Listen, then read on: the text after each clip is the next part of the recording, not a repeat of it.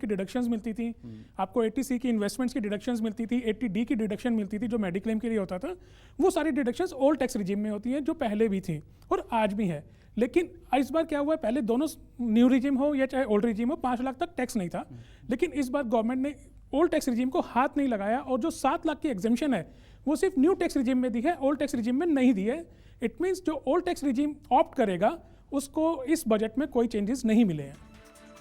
संसद में जैसे ही निर्मला सीतारमण ने टैक्स की बात कही, बड़ी खुशखबरी मिली। नौकरी पेशा लोगों के चेहरे पर खुशी आ गई। वर्तमान में पुरानी और नई आयकर व्यवस्थाओं में 5 लाख रुपए तक की आय वाले किसी व्यक्ति किसी प्रकार के आय का भुगतान नहीं करते हैं।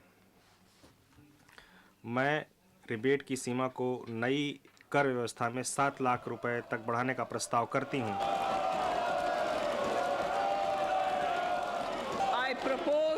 इस प्रकार नई कर व्यवस्था में 7 लाख रुपए तक आय वाले व्यक्तियों को कोई कर भुगतान नहीं करना होगा। लेकिन टैक्स की छूट मिलते ही कई सवाल भी खड़े हो गए। आम आदमी इस उलझन में फंस गया कि राहत मिली भी है या नहीं। 5 लाख की बजाय 7 लाख तक टैक्स में छूट को बड़ा फैसला माना जा रहा है। यकीनन इससे नौकरी पेशा लोगों को राहत जरूर मिलेगी, लेकिन इसमें भी कई पेंच है। अब ये पेंच क्या है, फायदा मिलेगा भी या नहीं, ये अब टैक्स एक्सपर्ट से समझते हैं। विपिन जी बताइए, ये 5 से लेकर 7 लाख वाला जो माया जाल है। 5 से 7 लाख वाला जो माया जाल है वो बेसिकली 5 लाख तक पहले एग्जेम्प्ट था, लेकिन 5 लाख तक एग्जेम्प्ट नहीं था। वो ये था कि जिसकी इनकम 5 लाख तक है उसको एग्जेम्पशन है। अगर आपकी इनकम 5 लाख 1 रुपये भी हो जाएगी तो आपको 12,500 रुपये टैक्स देना पड़ेगा। ये ओल्ड टैक्स रिजीम में था और नए टैक्स रिजीम के अंदर भी आपको 12,500 टैक्स देना था। अब इन्होंने उस 5 लाख को 7 लाख किया, जिसको ये कहा गया कि 7 लाख तक की इनकम को एग्जेम्प्ट कर दिया गया है। ऐसा नहीं है, स्लैब में कोई चेंज नहीं हुआ है। सिर्फ ये हुआ है कि जिसकी इनकम 7 लाख तक है उसको रिबेट मिल जाएगी और उसको कोई टैक्स नहीं जमा कराना। लेकिन जिसकी इनकम 7 लाख 1 रुपये हो गई, 7 लाख 1 रुपये होते ही आपका जो टैक्स रेट है वो 25,000 रुपये हो जाएगा। वो आपको देना ही देना है। वो आपको देना ही देना है। इसमें कोई एग्जेम्पशन या कोई डिडक्शंस भी नहीं मिलेंगी। कुल मिलाकर नई व्यवस्था में 7 लाख रुपए तक की इनकम पूरी तरह टैक्स फ्री की गई। इसका सीधा फायदा नौकरी पेशा लोगों को मिलेगा। कुल मिलाकर आप इस बात को लेकर बेफिक्र ना हो कि आपकी इनकम 7 लाख से कम है तो आपको टैक्स नहीं देना होगा। जी हां, आपकी इनकम अगर 7 लाख से 1 रुपया भी ज्यादा हो गई तो आपको पूरा का पूरा टैक्स देना होगा। तो बताएं आप कैसे पूरा टैक्स देना होगा 7 लाख 1 रुपए पर। जो 7 लाख के एग्जेम्पशन की बात करते हैं वो तब होता जब हम उसको स्लैब को चेंज करते। हमने स्लैब को चेंज नहीं किया, उसको रिबेट के माध्यम से लेके आए हैं कि अगर आपकी इनकम सिर्फ 7 लाख रुपए है और आपका जो भी टैक्स बनता है उसकी हम आपको रिबेट दे देंगे। लेकिन वो रिबेट कब खत्म हो जाती है, जब आपकी इनकम 7 लाख रुपए से बढ़ के चाहे उसमें 1 रुपया इंक्रीज हो जाए, अगर आपकी इनकम 7 लाख से ऊपर हो गई तो आपकी वो जो रिबेट है वो खत्म कर दी जाएगी और आपको पूरा टैक्स देना है। लेकिन जो 50,000 रुपए का स्टैंडर्ड डिडक्शन वाला एक कॉन्सेप्ट, अगर हम वो बात करें स्टैंडर्ड डिडक्शन, नहीं, इसमें मैं फर्क कर देता हूँ। स्टैंडर्ड डिडक्शन सिर्फ सैलरीड एम्प्लॉइज के लिए है। अगर मैं न्यू टैक्स रिजीम लेता हूँ और मैं बिजनेस वाला हूँ तो मेरे लिए 7 लाख रुपए ही है। और अगर मैं सैलरीड हूँ और न्यू टैक्स रिजीम लेता हूँ तो मेरे को स्टैंडर्ड डिडक्शन के बाद मेरी इनकम 7 लाख मानी जाएगी। तो सैलरीड क्लास के लिए 7.5 लाख तक तो टैक्स नहीं माना जाएगा, क्योंकि 50,000 का स्टैंडर्ड डिडक्शन मिलेगा, 7 लाख तक का इनकम का ऊपर आप टैक्स नहीं ले रहे हो। लेकिन बिजनेस वाले के लिए 7 लाख ही डिडक्शन है, 7 लाख की एग्जेम्पशन है और उसके बाद उसके पास कोई डिडक्शन नहीं है। बहुत सिंपल सा, 7.5 लाख रुपए पर मुझे कैसे 30,000 रुपए टैक्स पे करना होगा? देखिए 7.5 लाख के ऊपर अगर आपकी इनकम है और मैं मान लेता हूँ आपके डिडक्शन क्लेम कर चुके हैं या बिजनेस इनकम है आपकी, तो 3 से 6 लाख के ऊपर तो आपका 10% हो गया, 5% हो गया, सॉरी 15,000 रुपये हो गया। फिर 6 से 7.5 लाख तक 1.5 लाख के ऊपर आपका 10% हो गया। तो ये जो 1.5 लाख है इसका 10% 15,000 रुपये और 3 से 6 लाख का जो 5% है वो 15,000 रुपये। तो इन दोनों को मिला के मेरे को 30,000 रुपये टैक्स देना होगा अगर मेरी इनकम 7.5 लाख रुपये।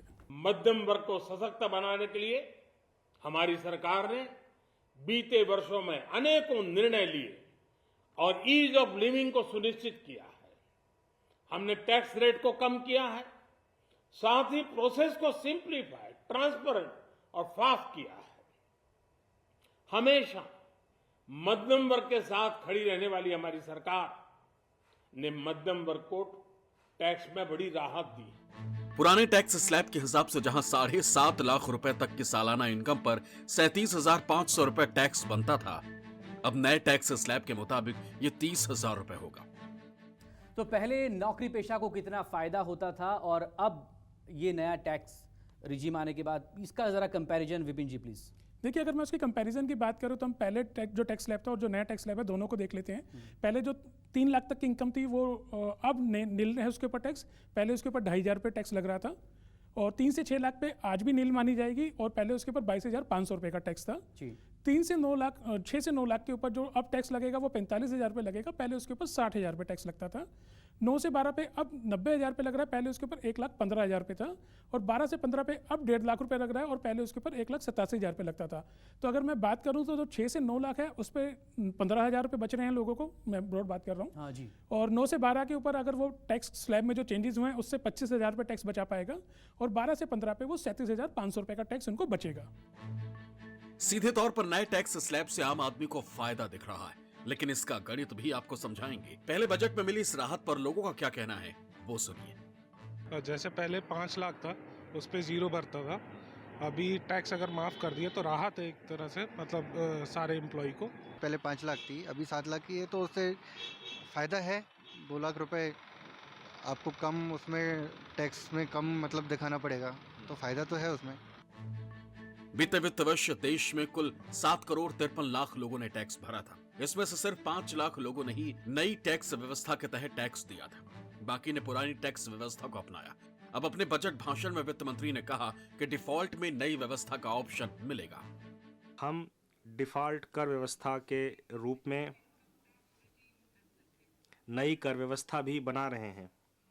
तथापि नागरिकों को पुरानी कर व्यवस्था का लाभ उठाने का विकल्प भी जारी रहेगा।